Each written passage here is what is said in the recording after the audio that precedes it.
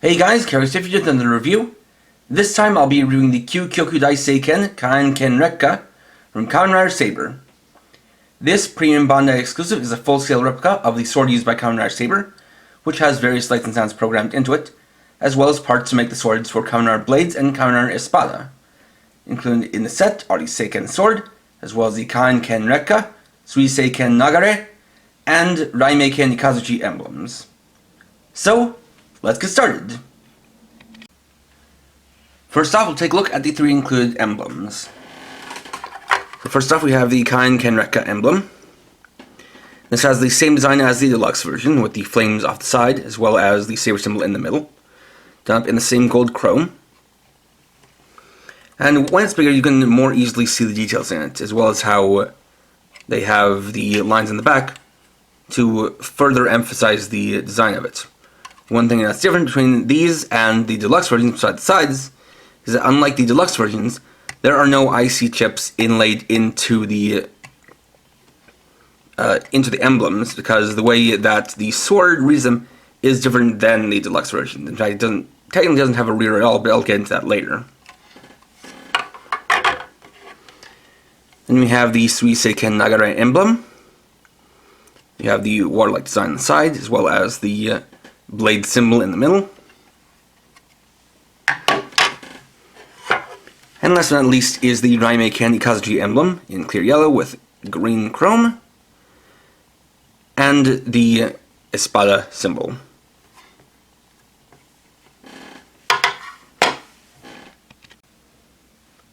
Next we'll get to the main item of the set, which is the Seiken sword.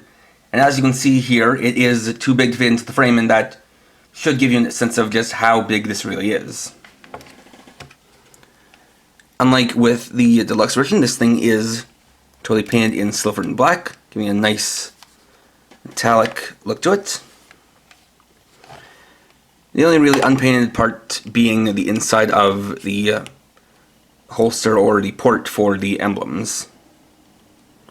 Got the trigger here, got the power switch here, and a button here, which is another part of the sound set. And something you might see is that I have a piece of tape placed over the speaker here, and I'll get to why when I get to the electronics.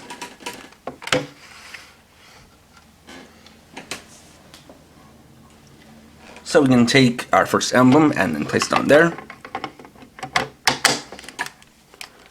and switch on in the back.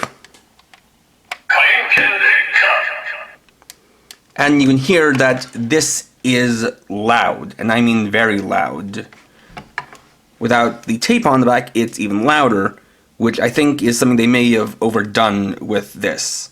So, you know, basically I just put a piece of tape over some of the speaker holes so as to make it not as loud as it really does get up there in volumes. For a size comparison, here's the deluxe Kaenken Rekka, and you can see just how big it is in comparison. The fact that, technically speaking, it doesn't even go up to the length of the blade really shows that there is a big difference between what we see with the version in the belt compared to the version out of the belt.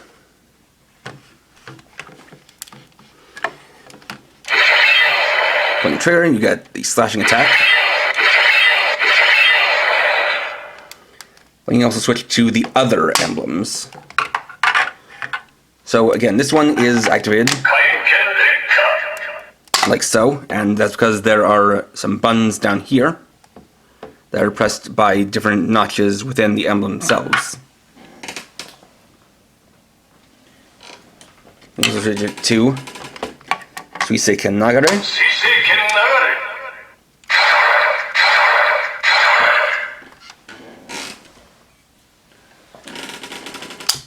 I'll just do a comparison of the deluxe version.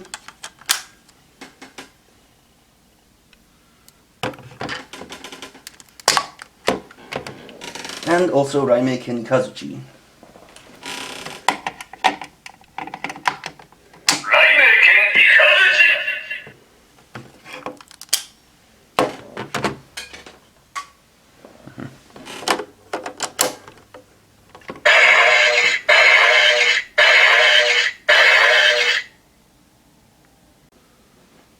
Next, we can go more in depth with the sounds, and for that, we'll be making use of an additional feature this has, which is voice mode.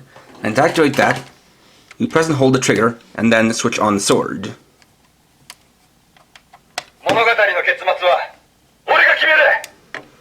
So with that phrasing notes in voice mode, then you have some sounds in addition to the slash sound.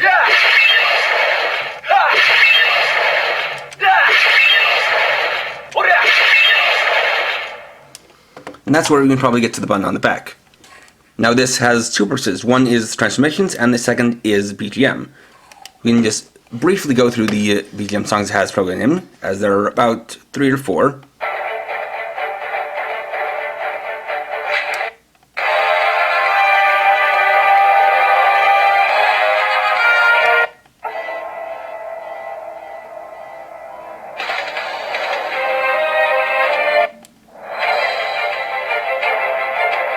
Actually, maybe 5.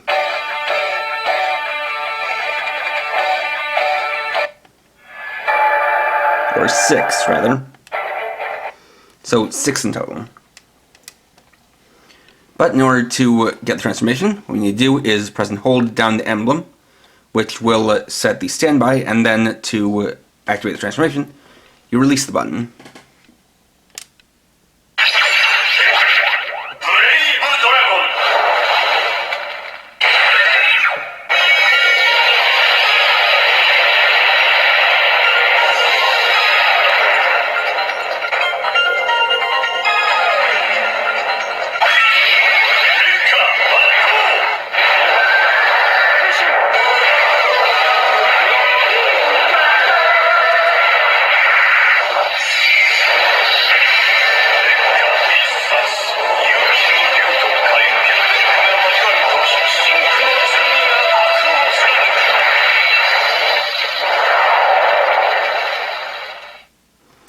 And there you have the transformation into Kamen Saber Brave Dragon.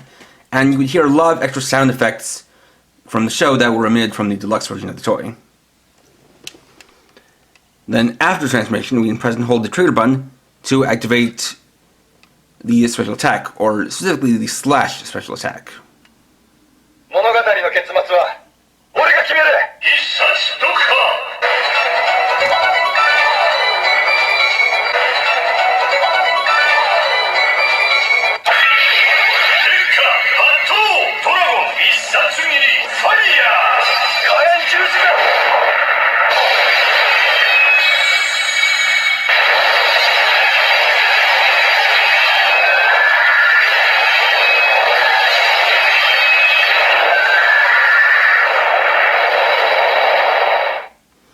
So there's his ISSATSU attack. Then we move on to the next form.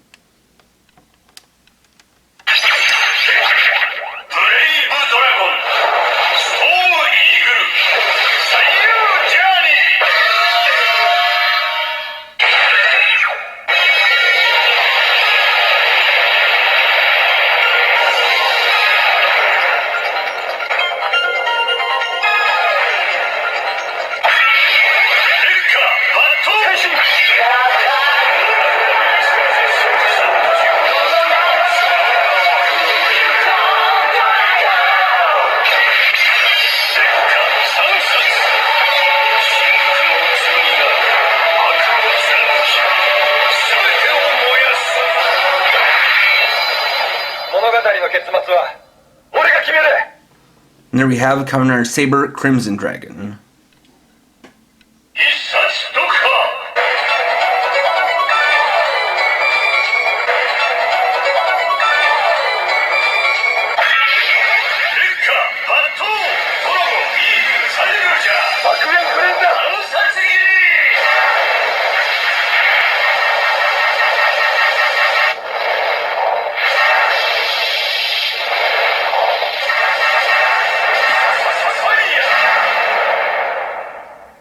There's the Sun Satsugiri.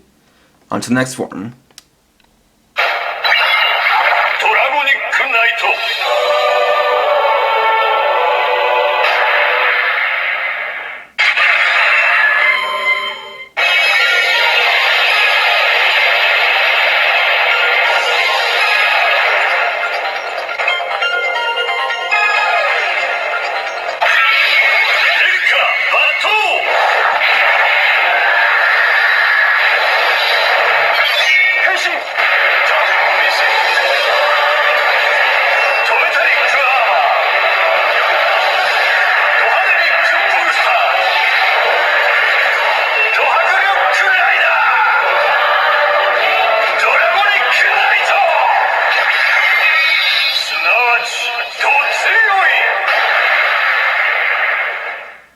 there we get Draconic Knight, and the finisher.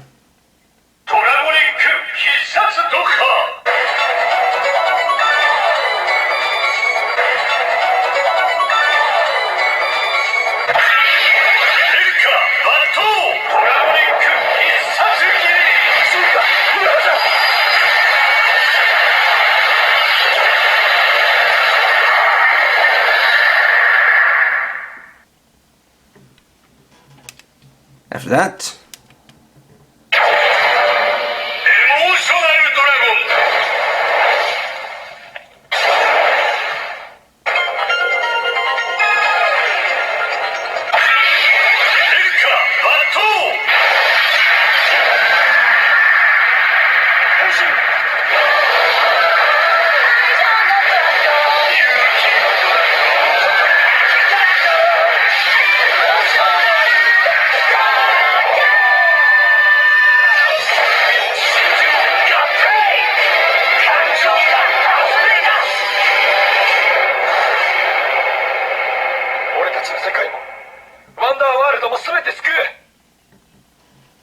going chronologically, the next form is Emotional Dragon.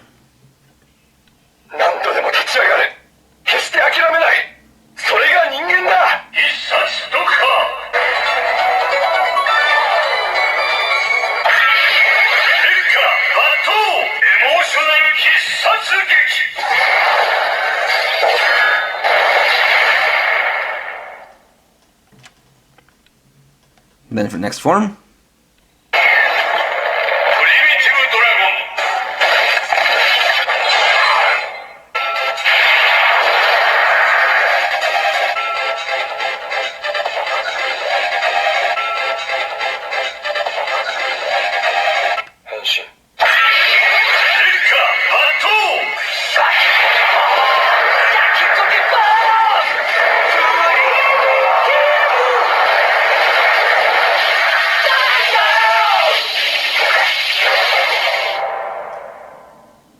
we have Primitive Dragon. Then for the finisher,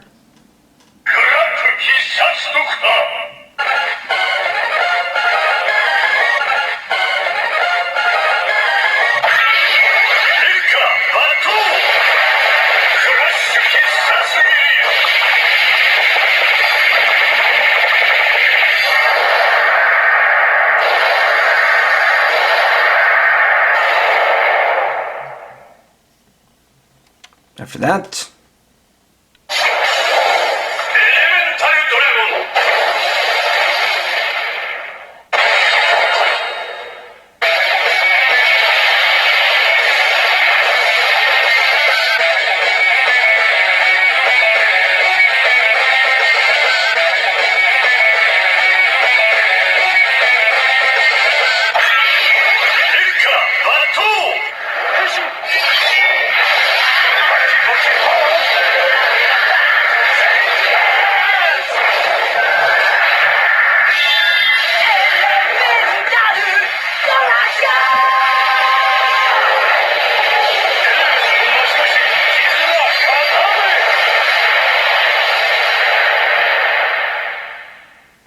we have Elemental Dragon.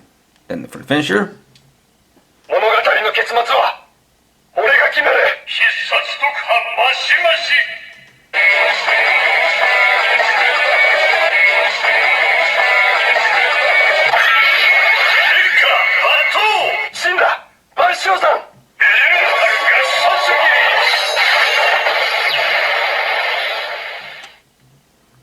it's not over yet. We still have a couple more forms to go.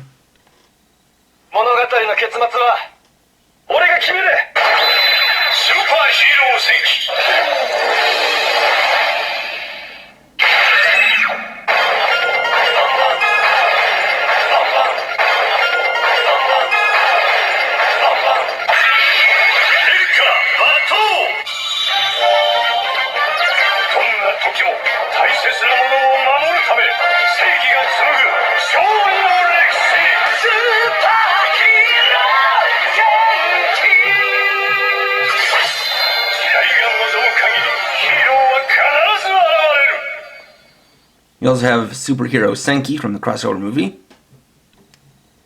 Superhero ISSATSU.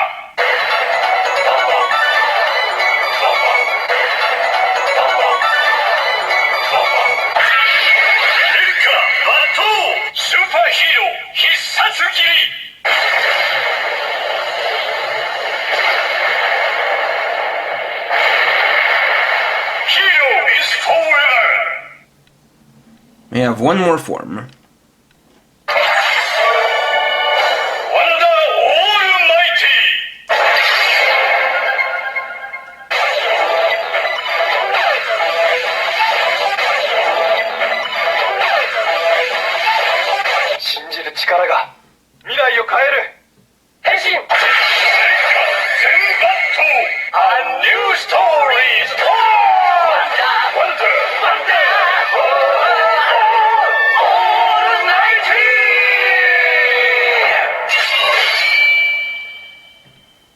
We also have Kamen Rider Almighty Saber.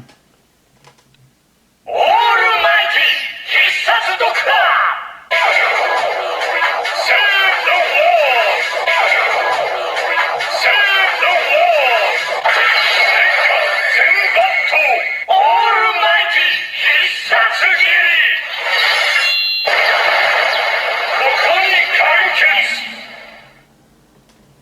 There are also additional sounds from this here. Now normally in the deluxe version this would be a reader for when you ride books, but in this version it's actually a button, which is basically used for the scanning attacks.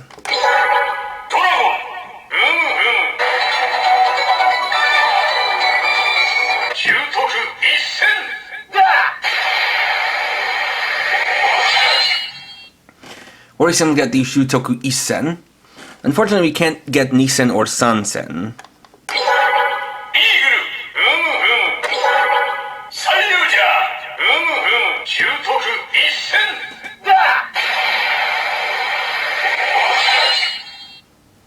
But this does have basically all the major Wonder Ride books programmed in, as well as a special attack at the very end of them.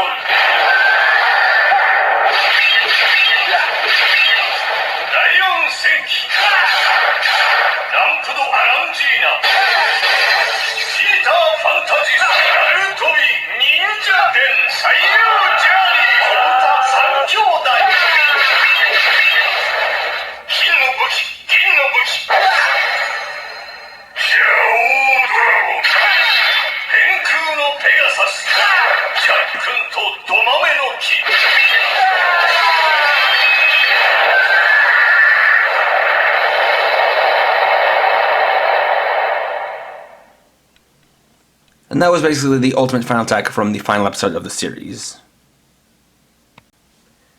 Next, we'll move on to Suiseiken Nagare and Kamen Rider Blades.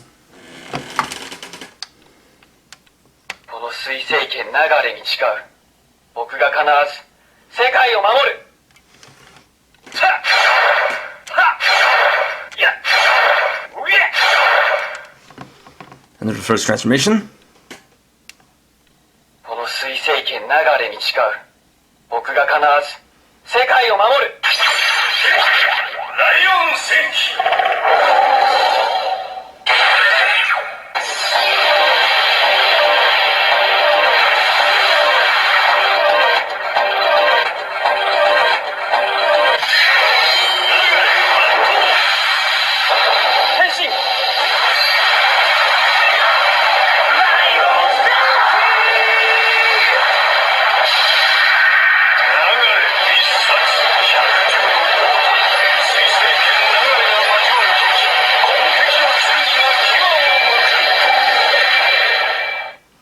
Of course, we start out with Kamen Rider Blades, Lion Senki.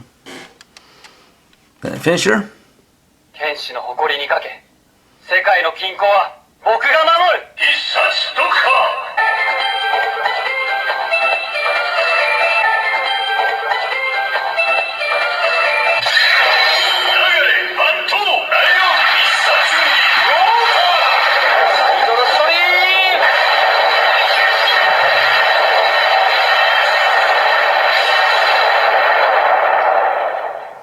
We can also use this attack here.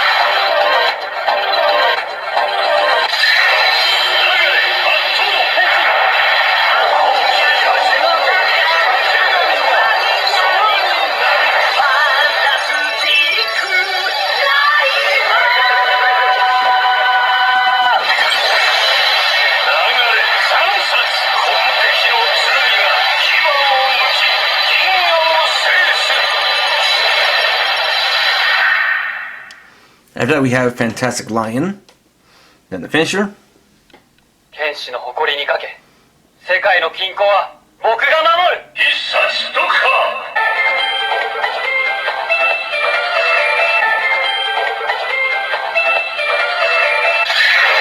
流れバットペガサスライオンピーターパン暗殺撃。ドラゴンで。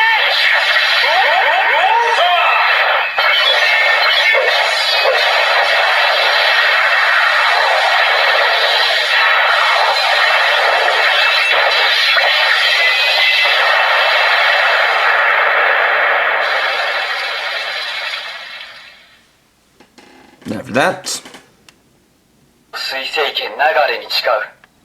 世界の均衡は僕が守る。キングライオン。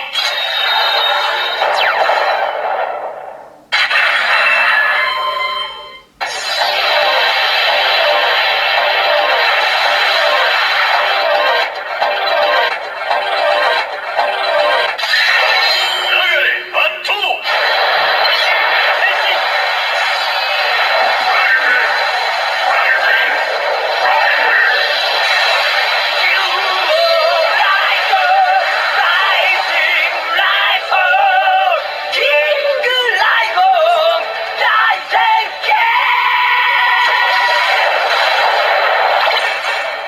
それすなわち攻撃の戦士。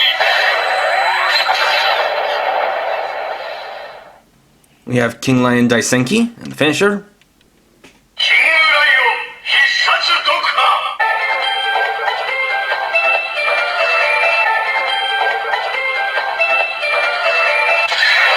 流れバットキングライオン必殺斬り。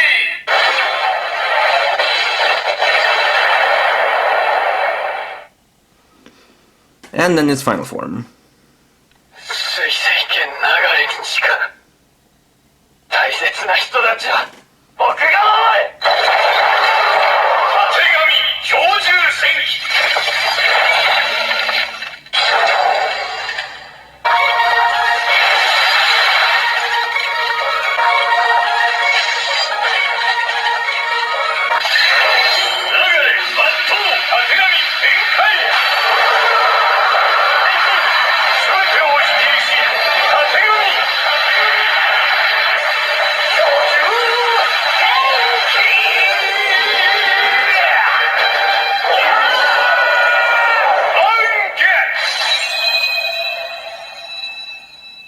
Which, of course, is Tategami Hyoju Senki. 剣士たちが紡いできた意志が負けるはずがない。必殺凍結。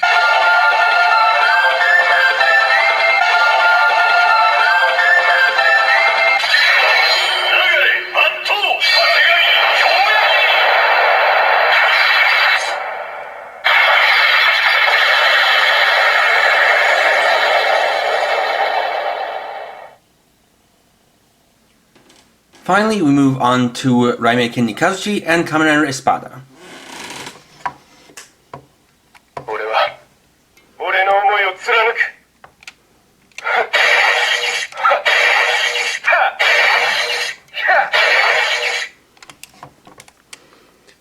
So, the first transformation. 奴らが何をしようが俺に迷いはない。ランプドアランジーナ。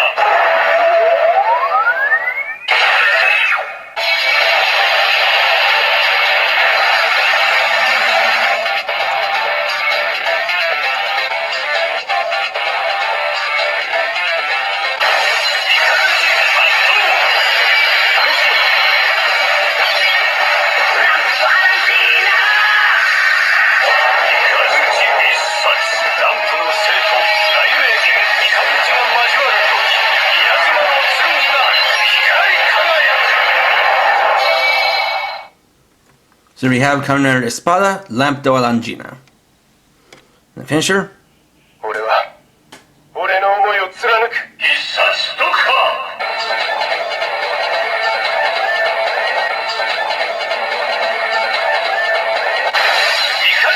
バットトレーのデストローだ。アランジーナ必殺にこれで話は終わりだ。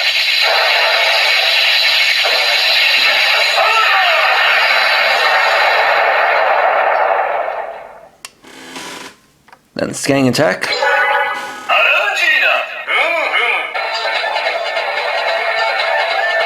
習得一戦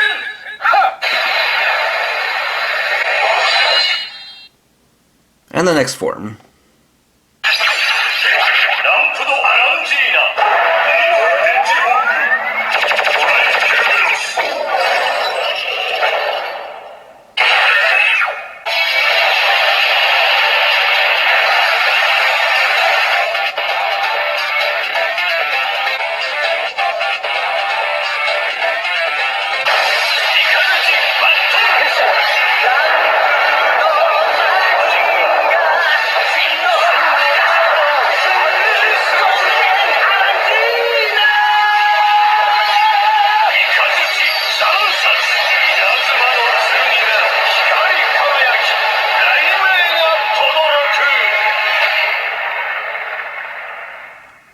And then we have Golden Alangina.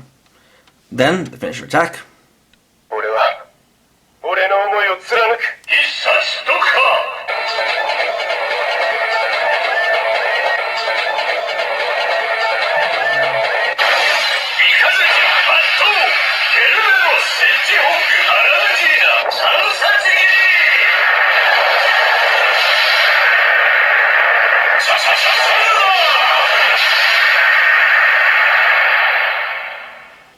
Press the button, hold it down again. 奴らが何をしようが俺に迷いはない。 We just go back to that, and while it might seem like very few forms for this rider, if you've seen the show, you'll understand why. And there we go. So overall, while I do enjoy this item, it's not without some mixed feelings.